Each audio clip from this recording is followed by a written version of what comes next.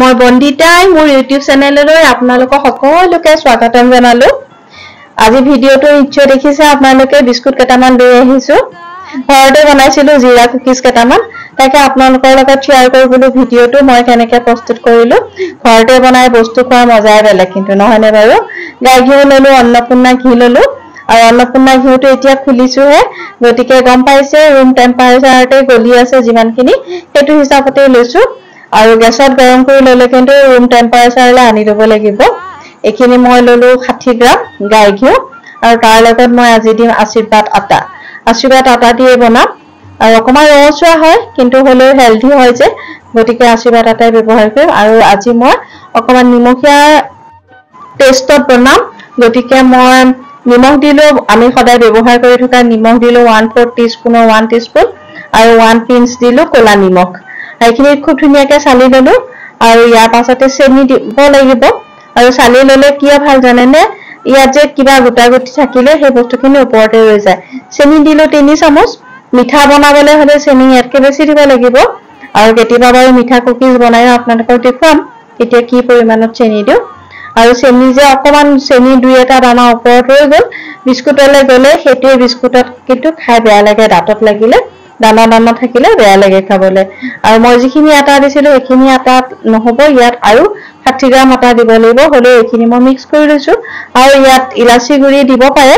মই অৱশ্যে চেনিখিনি গুড়ি কৰোঁতে ইলাচি দিছিলো আৰু ইলাচিৰ ফ্লেভাৰটো আহিছে, চেনি গুড়ি কৰা দেখুওৱা নহ'ল, গতিকে এতিয়াই মই কথাষাৰ জনাই দিছো। আৰু অকণমান 1 চামুচ গাখীৰ লৈ পেলাই গোটেইখিনি মঠিছো। গাখীৰ নিদিয়া আছে, পানী অকণমান দিলেও হয়। এইখিনি ভালকে মঠিব লাগিব, যিমান চফ্ট হয় সিমান বেছি ভাল হয়। আৰু বলটো বনাবলৈও তেতিয়া সুবিধা হয় আৰু বিভিন্ন ধৰণৰ শ্বেপ দিব পাৰি। এতিয়া মই ডাঙৰ বল এটা বা সৰু বল এটা ললো, লৈ এতিয়া মই লাডু কৰি চাম। আৰু লাডু কৰি চেপেটা কৰি দিলে যদি ফাটি যায় তেতিয়াহ'লে বিস্কুটটো আৰু অলপ মঠিব লাগিব, বেক কৰিবলৈ ৰেডি হোৱা নাই। আকৌ মই পুনৰ লাডুখিনি মই মঠিছো, মঠি এতিয়া শ্বেপ এটা দিম। অৱশ্যে শ্বেপটো নিজৰ কথা, যোনে যি ধৰণে ভাল পায় তেনেকৈ শ্বেপ দিব পাৰি। শ্বেপৰ লগতো কথা নাই, বিস্কুটটোত বস্তু মিলোৱাৰ ওপৰতহে টেষ্টটো নিৰ্ভৰ কৰে নহয়নে বাৰু। গতিকে এইটো মই এতিয়া এইটো শ্বেপত দিছো আৰু এইটো ৰেডি হৈ গৈছেগে।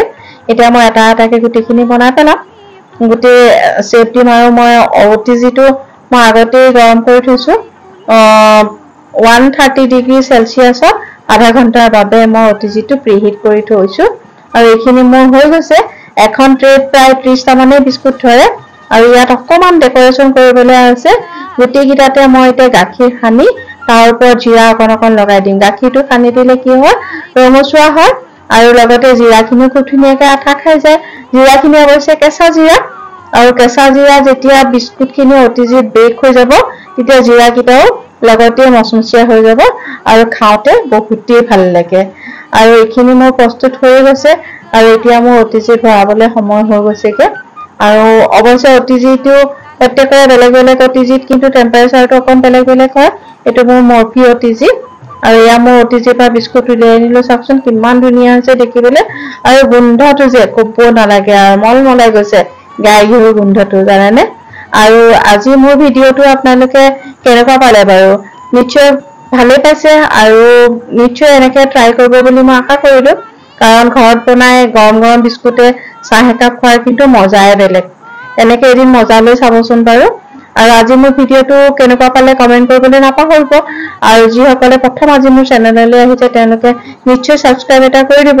আৰু যিহেতু ভাল পাইছে যদি লগৰ মানুহৰ লগত শ্বেয়াৰ কৰিব। আৰু পুনৰ নতুন ভিডিঅ'লৈ আপোনালোকৰ মাজলৈ আহি আছো। আৰু আপোনালোকে ছাবস্ক্ৰাইব কৰি থলে এনেকুৱা ধুনীয়া ধুনীয়া ৰেচিপিসমূহ দেখা পাই থাকিব।